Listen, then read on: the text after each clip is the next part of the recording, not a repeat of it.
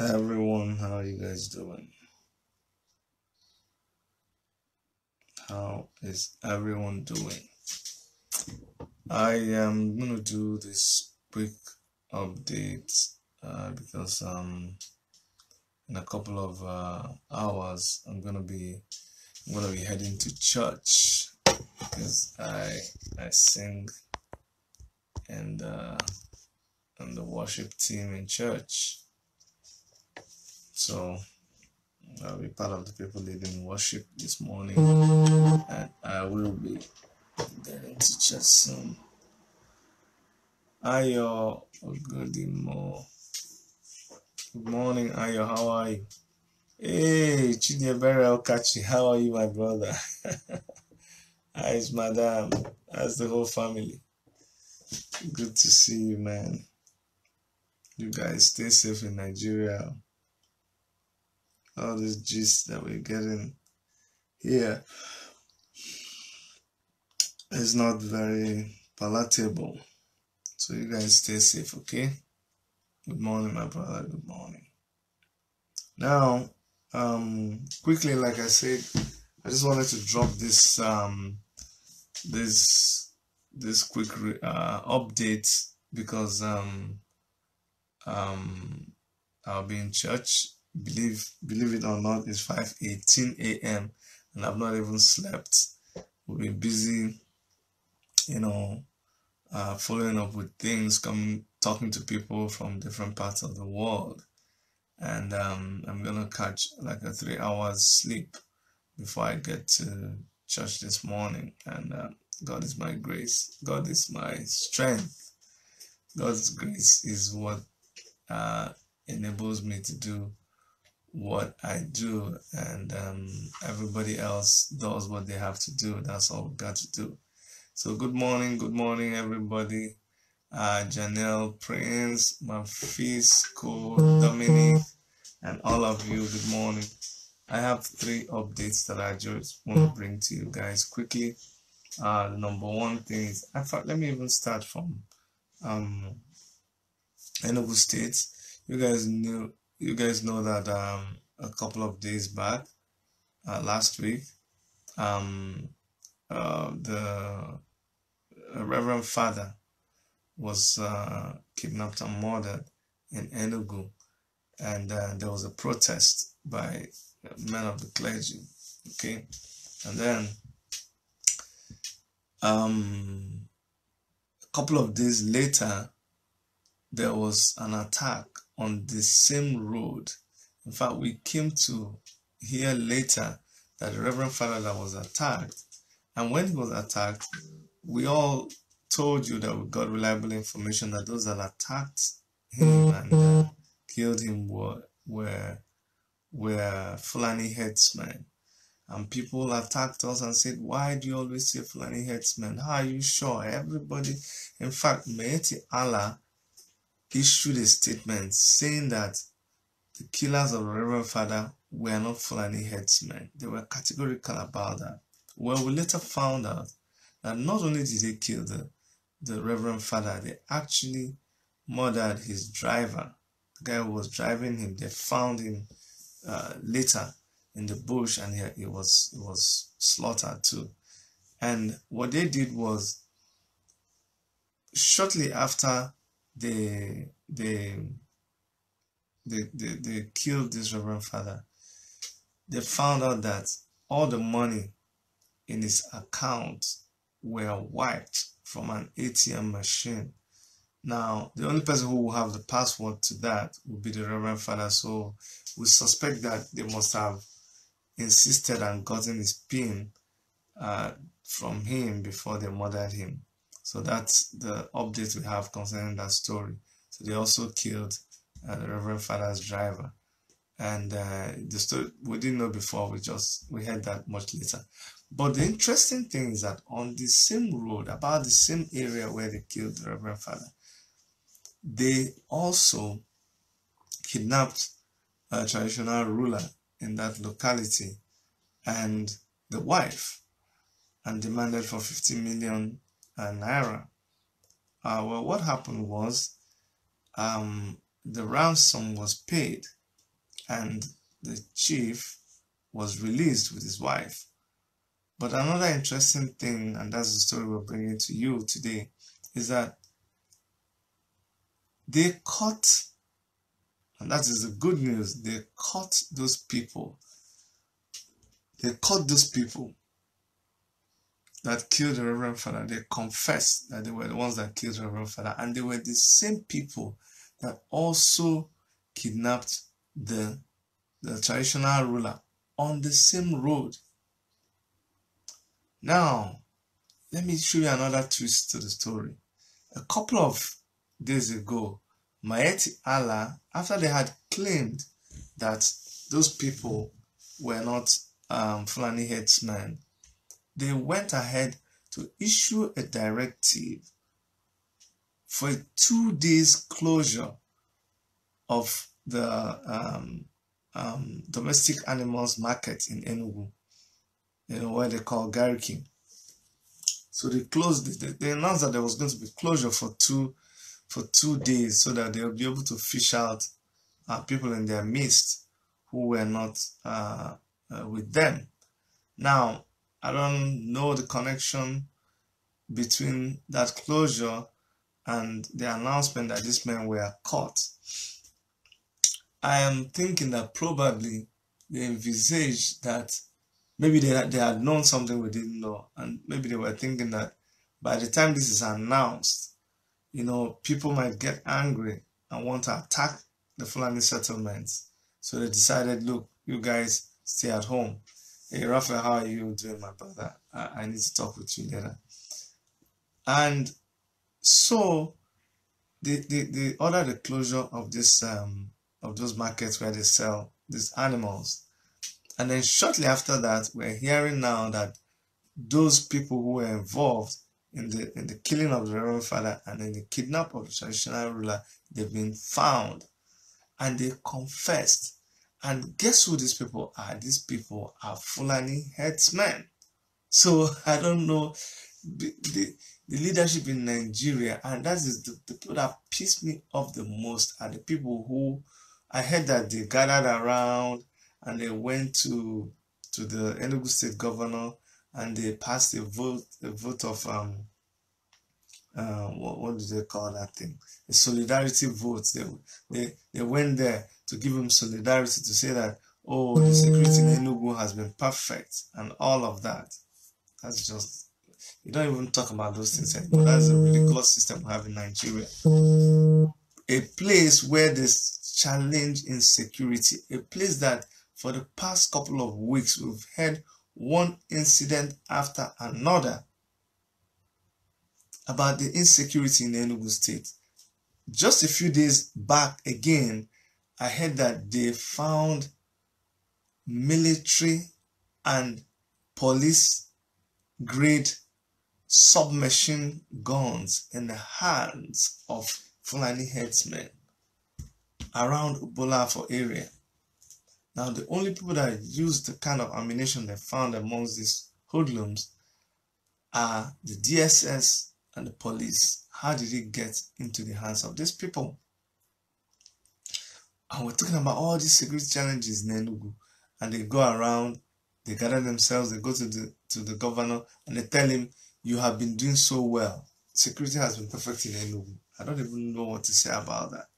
But we heard that what the people did was they put a tracking device in the money that was given to this Fulani headsmen, the ransom money. And when they give them the money, they tracked that, because of the tracking device they put in the money, they were able to track the location of this man. When I heard that, I'm like, this is what we have been telling you people to do. It's not rocket science. They have tons and tons. If that's why I've always told people that I'm concerned that this kidnapping thing had become a very thriving, lucrative business for police also. I'm telling you, because if not, how come they keep being the intermediary between the kidnappers and the families of the kidnapped person, and they're always the ones that are getting the ransom and taking it to the kidnappers? Every time, I'm telling you, 95% of the times when someone was kidnapped and released, a ransom was paid and the police knew about it. Well, I won't say the police knew about 95%, but most times police negotiate for this ransom to be paid. And I keep wondering, why wouldn't you bulk these monies? Why wouldn't you put a tracking device on this money so that you can track it down? So when I heard that the Fulani headsmen who kidnapped the chief in Enugu State and who murdered the Reverend Father, that they were tracked down by the tracking device that they slipped into the bundles of money that they gave them as ransom, I was like, okay, Nigeria, just go on. Don't wake up. Don't start doing something that my children here even know about. Just like when we celebrated the buying of a drone, the same drone that my kids fly as toys. The same drone that they fly as toy is what a whole military, a whole Nigerian military celebrating just buying that toy. Anyways, we're happy that they are caught, and I hope that will also help to curb their excesses in Enugu. Now, the other thing I want to talk about is about the African Action Congress. You guys know that the same people that we are fighting, the same forces that we are fighting, like I said yesterday, they don't give up. We know it's a fight. We're in a warfare, so they are welcome to bring their own tactics and in this war, but we won't give up. We'll just continue, right? So they infiltrated our party. They're using Nzemwa Leonard to continue to wreak havoc on our party.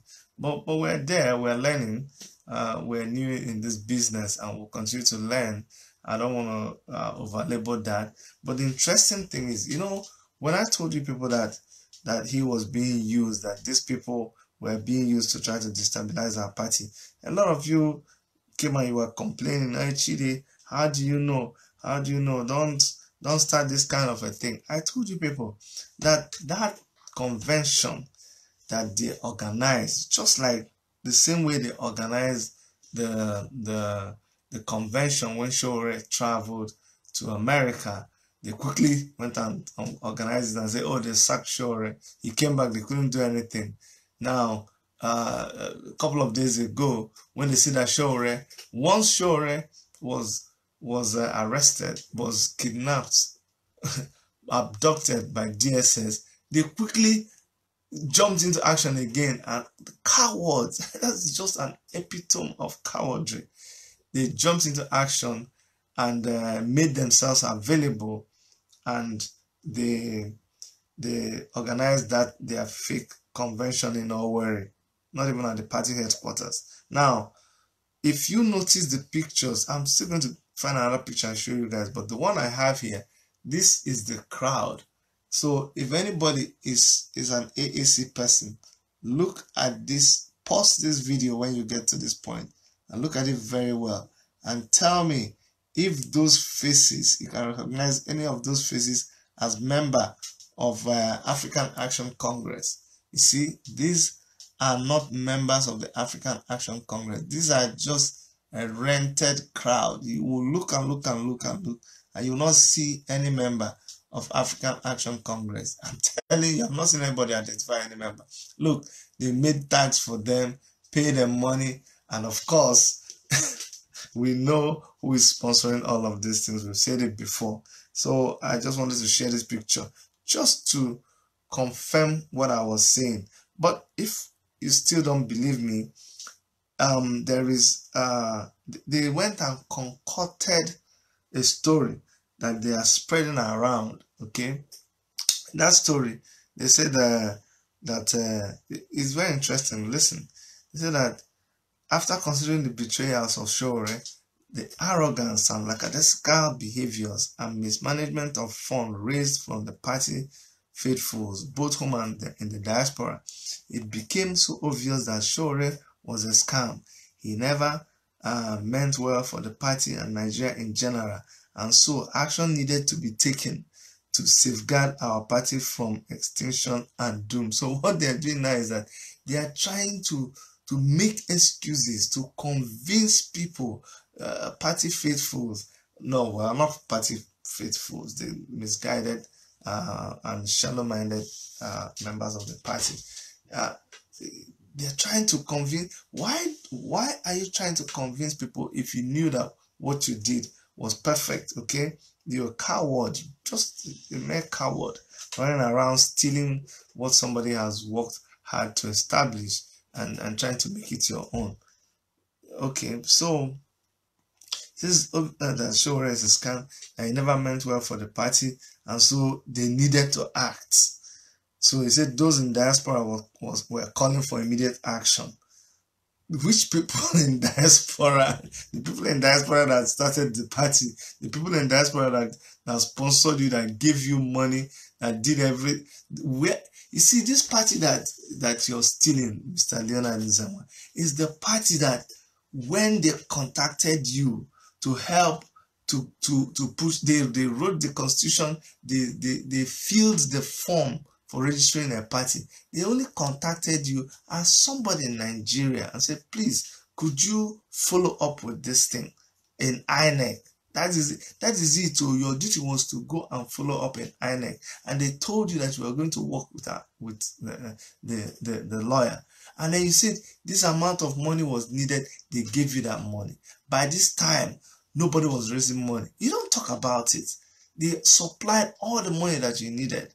All the money that was paid for registration of that party, you did not put one kobo in it. Fueling of your car, all the logistics, everything you wanted.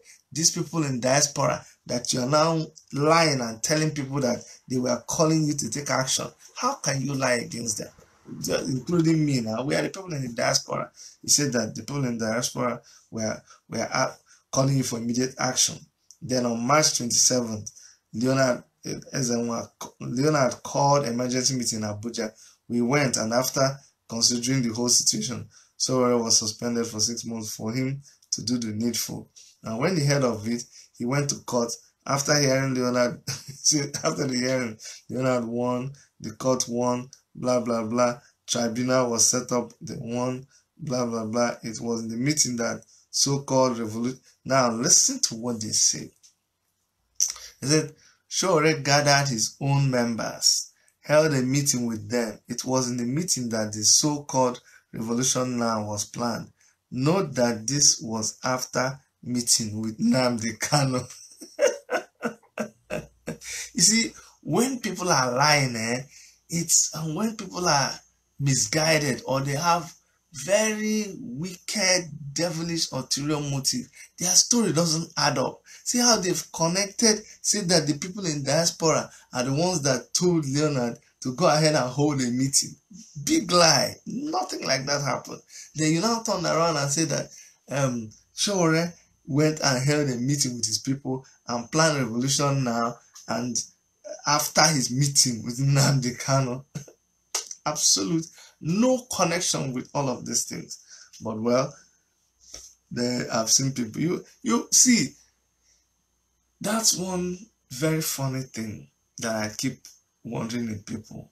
Two people meet and they talk, and you keep conjuring things, you keep imagining things, you keep postulating, you keep coming up with your what do they call it? With your conspiracy theories.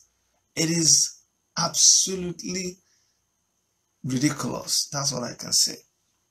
No single truth in that. He says, however, immediately the campaign for revolution started, all the security agencies in the country, listen to this big lie, all the security agencies in the country started inviting Leonard for questioning and interrogations. No. They did not invite you for questioning. You went looking for them. You contacted them.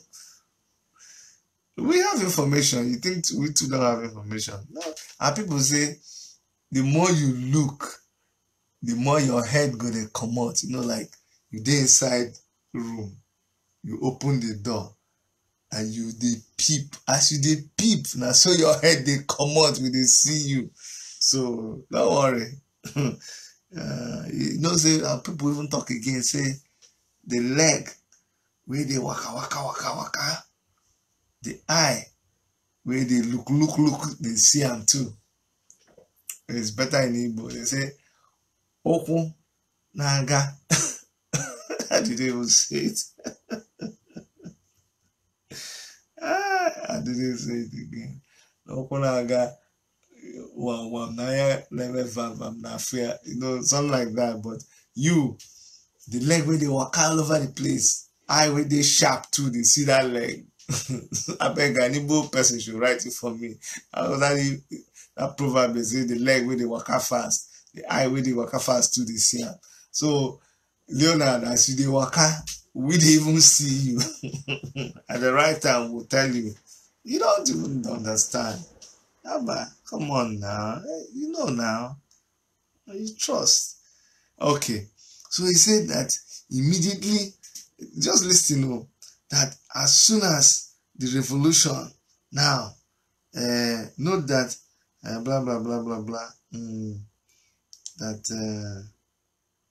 that as soon as immediately the campaign for the revolution started, all the security agencies in the whole country started inviting Leonard for questioning and interrogation. Oh God, why would you be thinking, why do you have this overblown impression about yourself? I beg. Is that why? No, I beg go. Nobody was looking for you. They were looking for Sowore. If they were looking for you, they will arrest you. Why would they look for you? You went looking for them. You went, immediately they arrested Sowore. You started calling people. Now you're telling your people that the security agencies were looking for me. No, they're not looking for you. You were looking for them. This was so because Sowore was using the party logo for the Revolution Saga. No. They were not using the party logo for Revolution Saga. What happened was, when they went to hold a meeting, someone made this, you all know how this beret thing started. It was started just like that.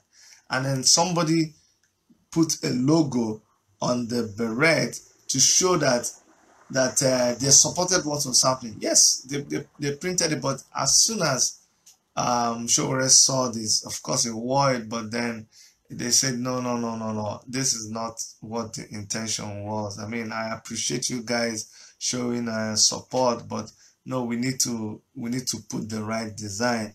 This is not about African Action Congress. This is about the whole Nigeria. So you will notice that that's when they now put the right logo, the official logo for the revolution now. It was just something that happened initially. Somebody had a good intention, but it didn't mean that they were using AAC. No, it's the Coalition for Revolution that they are using, the CORE.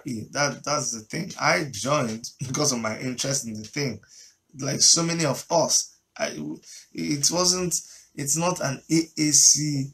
AAC is really, I'm trying to present it properly. Yes, the idea came from Omoyele Sowore, but it is an independent idea. It is something that he gave birth to out of his desire to see changes. Sowore is not a politician if you know him. He's an activist. So all this political thing, when it was going on, it's like, man, I know all this politician thing. Something has to be done, and he started this revolution thing. And go and look at the officials. They are not AAC officials. This is completely. They are people from different walks of life, from different organizations. That's how they are running this revolution now. But Leonard said that because Sowore was using logo for revolution, then Leonard denied any involvement of the party as concerned the revolution. Lastly, INEC now invited Leonard, and after the meeting, Leonard was given a condition to either conduct a recognized national convention inviting the INEC officials and lawyers to conduct national executive election for the party, or have the party deregistered within 1 week. So he's saying that it was INEC that called him and said, if you don't do this convention and see that you remove Sowore, we will stop. So do you see what I said before, that he and those of them that had that convention, they submitted themselves, they offered themselves to be used to fight Sowore, and they took money. And so when I was talking about Judas Iscariot and what Judas did, can't you see that? So this letter now that they are sending to everybody, see the letter that they are sending to everybody, trying to cover up what they did, trying to because everybody just sees what they did as heavy betrayal, just the kind of lashing they've gotten. Nobody has said, oh, you guys did well, you guys did well. No. So they're kind of on their own, and they're trying to justify what they did. Anyway, they went on to say that a special convention was held, election conducted. At the election, the owner emerged the chairman, a man from the north, the secretary, and the Yoruba, the treasurer. Others will come later. Can you imagine? So to him, it's all about tribe. Anyway, this is how the journey has been so far, and now it's the night after, and now blah blah blah blah blah.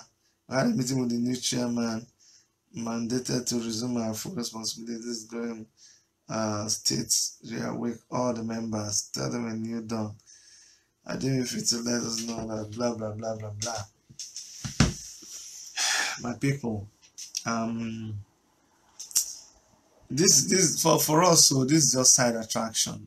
People will continue to be, it's only unfortunate that you would allow yourself to be a tool in the hands of the devil, because that's all I can say. Somebody is down and you offer yourself to be used to kind of pin the person down more. The person will not die.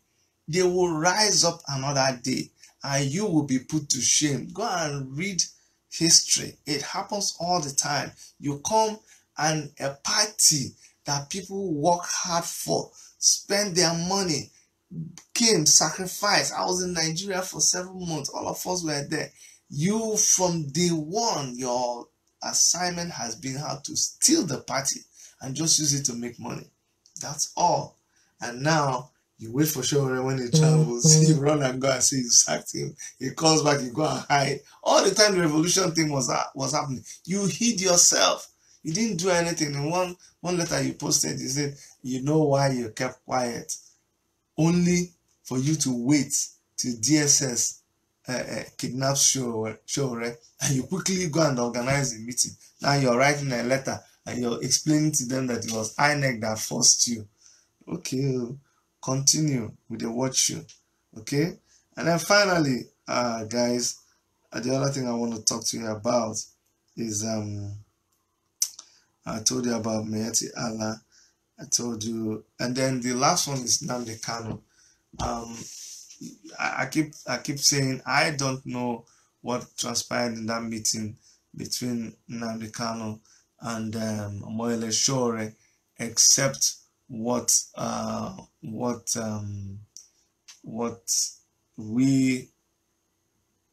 they told me when I was interviewing them, and the tape is there. You can go and look at it. But I just have a feeling that meeting made two of them come to understand each other more and exchange a lot of ideas. Why do I say this? You will see that in spite of all that, a lot of people had this again conspiracy theory about what they think Nnamdi feels about Sowore, or what Sowore feels about Nnamdi. And they've been writing all kinds of things. There's this lady, Oluchi Lloyd. I was not very happy with her. I told her that you have access to me. Why don't you ask questions? And there's a lot of people who are just making videos out of this whole thing. They don't have the information. They don't want to ask. My number is I will give you my number now if you want. Is plus 1-647-989-2837. My number is public. I don't hide it. I say you can get some information if you want, but you guys just go ahead and you just talk rubbish. Just say what you don't know, just to, I don't know, win followers or win view time. You know, that's not what this is all about. This is more serious than you just coming and saying what you don't know. So Kanu, when he was speaking in Germany, I think yesterday, he made some very, very interesting remarks, about very powerful remarks about Sowore, and this counters a lot of erroneous beliefs by a lot of people, you know, concerning the relationship between Nnamdi Kanu and Sowore. But don't even believe what I'm saying.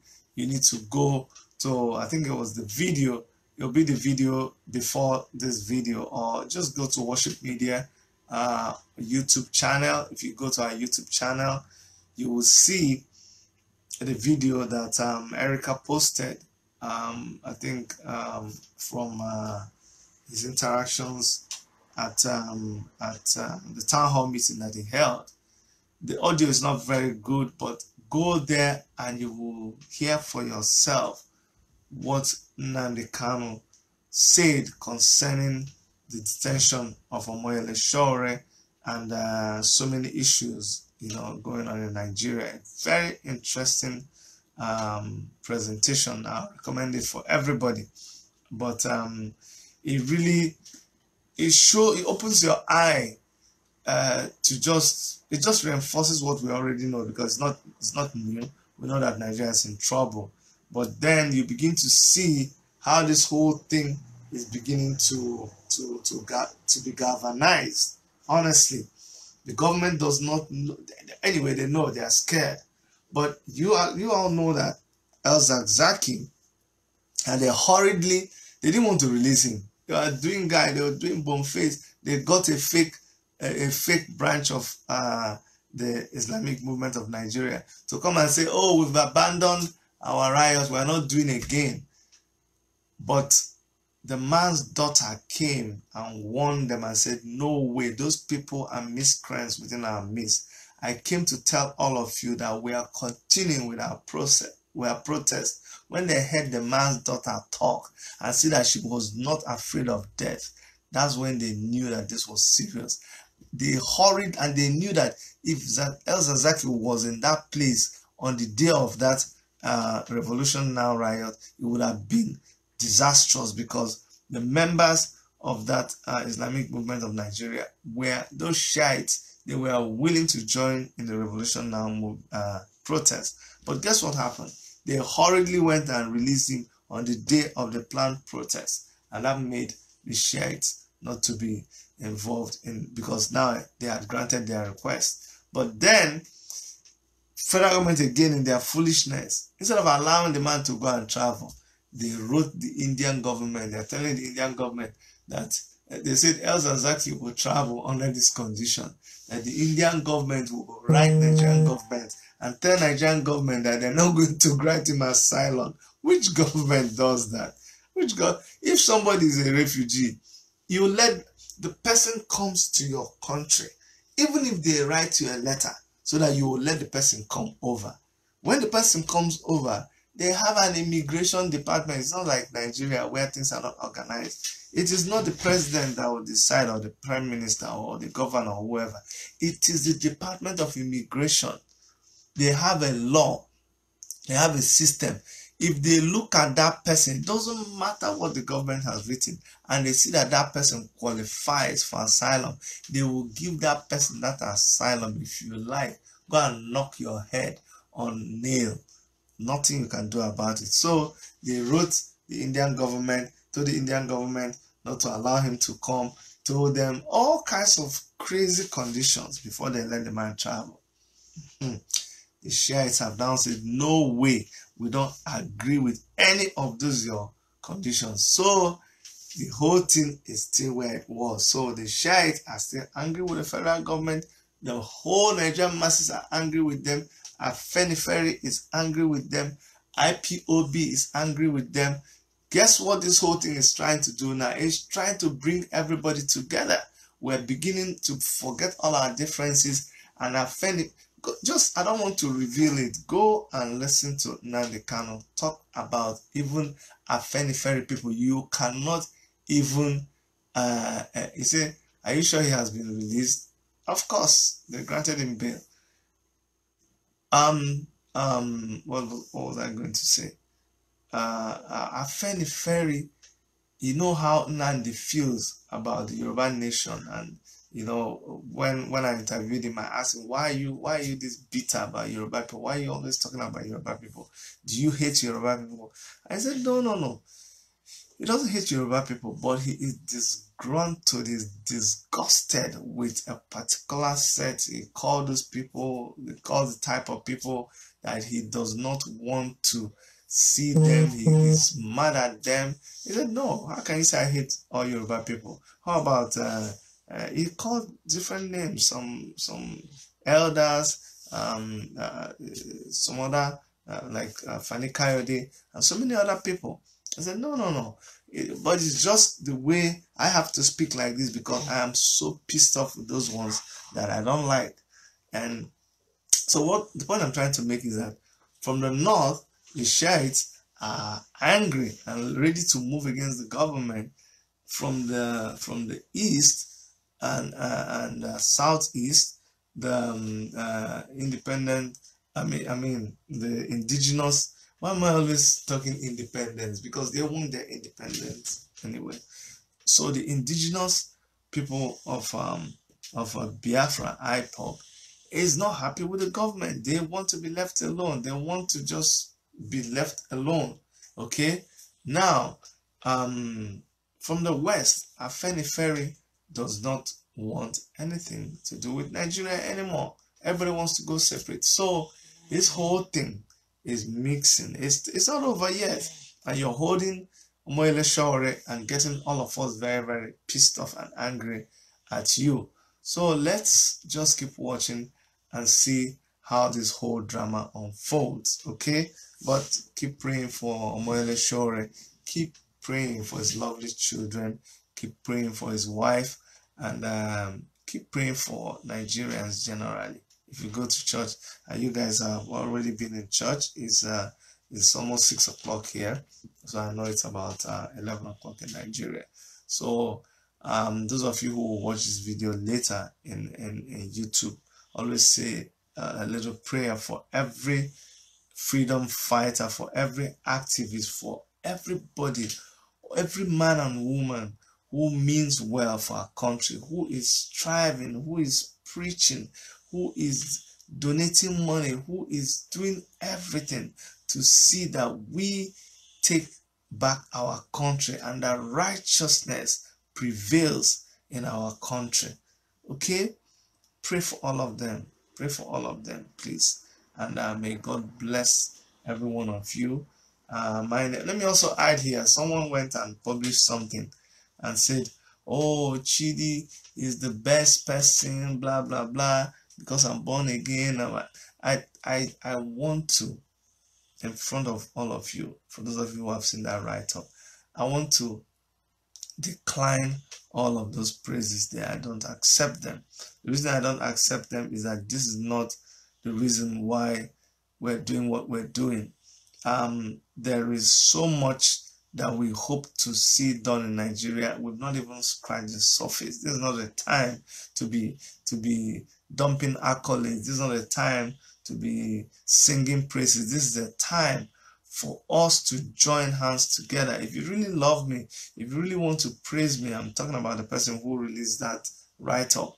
What I want you to do is to sit down and reason with me and let us help people in Nigeria. Don't keep speaking big grammar. Don't keep telling me ideologies that don't conform. I mean, every time you find yourself struggling to be able to explain your stand, then you should go and check it again. Okay? People are suffering. People are dying. People don't have jobs. You come and be showing me it's not the fault of the government. If the government didn't take the loan, blah, blah, blah. For how many years will you keep blaming the past government? Come on now. Please. So, I don't need all those your praises telling me, Chidi, you're better than Sowore. Chidi, you're better than Nnamdi Kanu. How can you tell me I'm better than people that I regard as my heroes? Me? Have I been in prison? Have I been in jail as much as they've been? You know how many years Nnamdi Kanu stayed away from his family? Do you know that? They nearly killed him. They bombarded his house. They killed 25 people. They shot down 25 or 35 human beings were killed by the Nigerian army trying to arrest Nnamdi Kanu in his house. And you come and start comparing me with him. No, you see, I'm not that kind of person. Don't try to massage my ego and pump up my head, then distract me, then you start suggesting, because that's how it starts. They first praise you, then they pump your head up, then they begin to talk to you. It's called subliminal suggestion. When they keep doing that, next thing, you follow them. Before you know it, you don't waka enter inside bush. By the time you turn back, by the time they leave you, you turn around, you see that inside bush you did. No, we're not like that. We don't have time for civilian activities. We're in warfare. What do you think we're doing? We're in a warfare. No time for civilian activities. No, now, when that time reach, we go find people. You know, these Ogene people. They go beat Ogene, they call us names, they praise us. That one is not difficult to do. If you have money, you can get anybody to praise you. Or you come and tell me about Omoyele Sowore and say I'm better than Omoyele Sowore. How dare you? These are people that I revere. These are people that are my heroes. I respect them. I'm older than Omoyele Sowore, but I respect him. He's my leader. So don't go talking that kind of trash. I don't like it. It doesn't show that you understand what loyalty means. It doesn't show that you understand what friendship means. You need to understand that, okay? Do you know when Omoyele Sowore started? This guy stands in front of military people. This guy they've nearly killed him. By the time they attacked him in Unilag, they left him for dead. It was when if he didn't go to America, he wouldn't be alive by now. These guys have put in so much. They put in their life. They put in everything. I'm not done half as much. This is my own little own that I'm doing. Okay? So don't worry. We will all get there. Well, we don't even need to go through what they have gone through. We are doing what we're doing our own little way, and if we all do little, we'll be able to gather enough doing to see that all these their sacrifices yields results. Okay, so thanks but no thanks. Thanks but no thanks. I'm trying to do funny now. All right, guys, I have to go. It's 6 o'clock here, and maybe I'll catch 1 hour sleep before I start going to church. But stay blessed, those of you in Nigeria. Stay safe. Stay safe. Gwamnishu, Harrison, thank God for your life. You see that accident that you had on Benin Road? You see what we're talking about? Be careful, guys. Be very, very careful. From Toronto, this is Chidi signing out. Bye-bye.